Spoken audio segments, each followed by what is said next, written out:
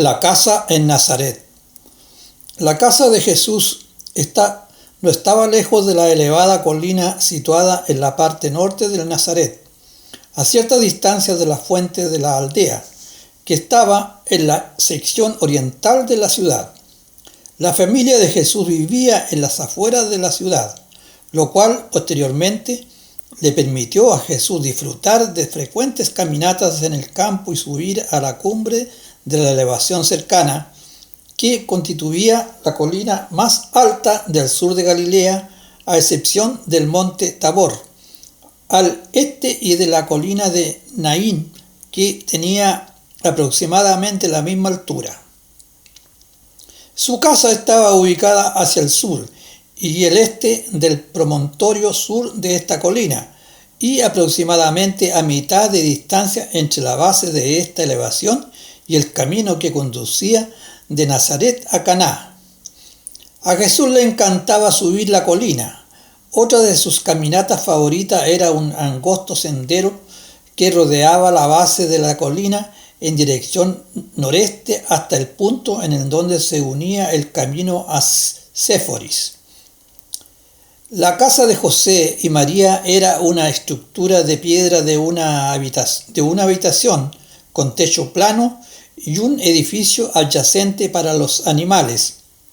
Los muebles consistían en una mesa baja de piedra, vasijas de barro, platos y ollas de piedra, un telar, una lámpara, varios bancos pequeños y alfombras para dormir sobre el piso de piedra.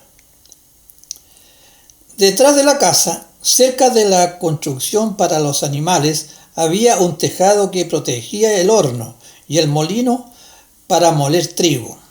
Se necesitaban 2 personas para utilizar este tipo de molino, uno para moler y el otro para echar el grano. Cuando niño, Jesús frecuentemente echaba grano en este molino mientras que su madre lo hacía girar. En el transcurso de los años, a medida que crecía la familia, todos ellos se sentaban en el piso alrededor de la mesa agrandada de piedra para disfrutar de sus comidas, sirviéndose de un plato u olla común. Durante el invierno, la cena estaba iluminada por una pequeña lámpara chata de arcilla colocada sobre la mesa, con aceite de oliva como combustible. Después del nacimiento de Marta, José construyó un agregado a esta casa, una habitación amplia que se utilizaba como taller de carpintería de día y como dormitorio de noche. El viaje a Belén. En el mes de marzo del año 8 a.C., el mes en que José y María se casaron, César Augusto decretó que todos los habitantes del Imperio Romano debían ser contados, que se realizaría un censo para mejorar el sistema de impuestos. Los judíos siempre estuvieron en contra de los intentos de contar a la gente.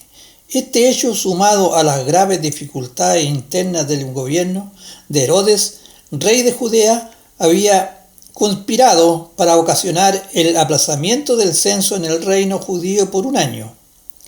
En todo el Imperio Romano, este censo se realizó en el año 8 a.C., pero en el reino palestino de Herodes ocurrió un año más tarde, el año 7 después de Jesucristo. No era necesario que María fuera a Belén para registrarse, pues José tenía autorización para registrar a toda su familia.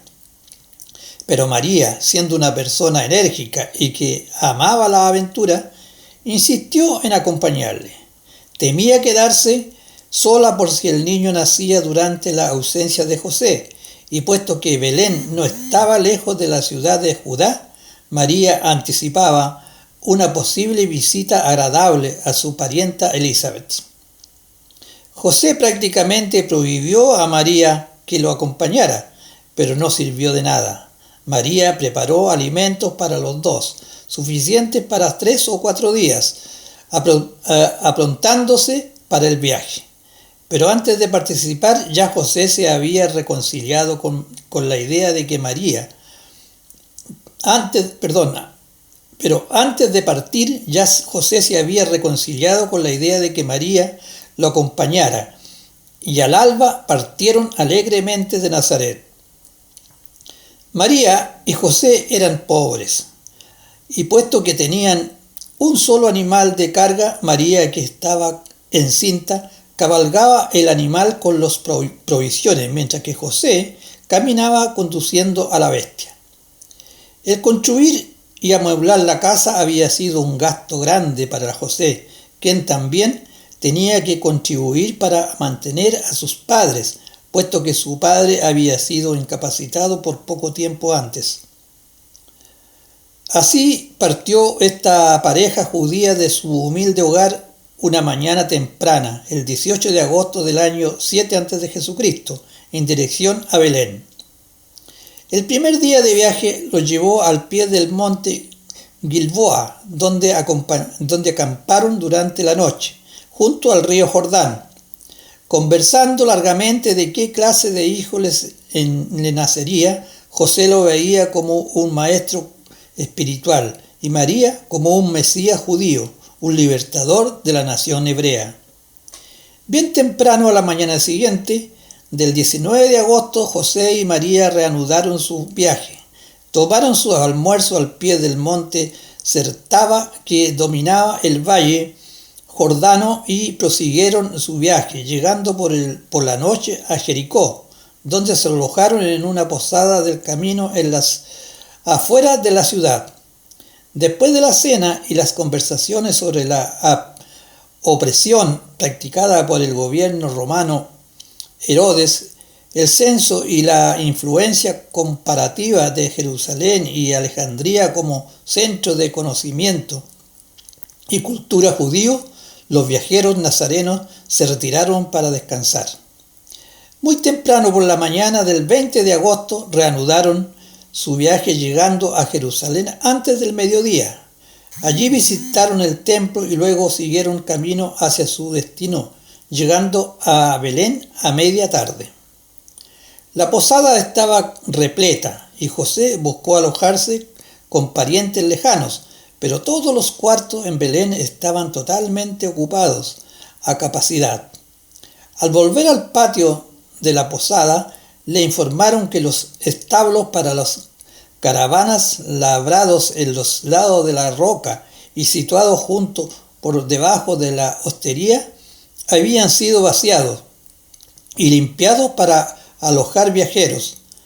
Habiendo dejado el burro en el patio, José cargó con las bolsas de indumentos y provisiones y descendió con María los escalones de piedra hasta su alojamiento. Se encontraron ubicados en lo que había sido un cuarto para almacenar granos frente a los establos y a los pesebres de los animales. Habían colgado cortinas de lona y ellos se consideraron afortunados de haber conseguido un alojamiento tan cómodo. José había pensado salir inmediatamente para registrarse, pero María estaba cansada, se sentía mal y le rogó que permaneciera a su lado, a lo cual él accedió.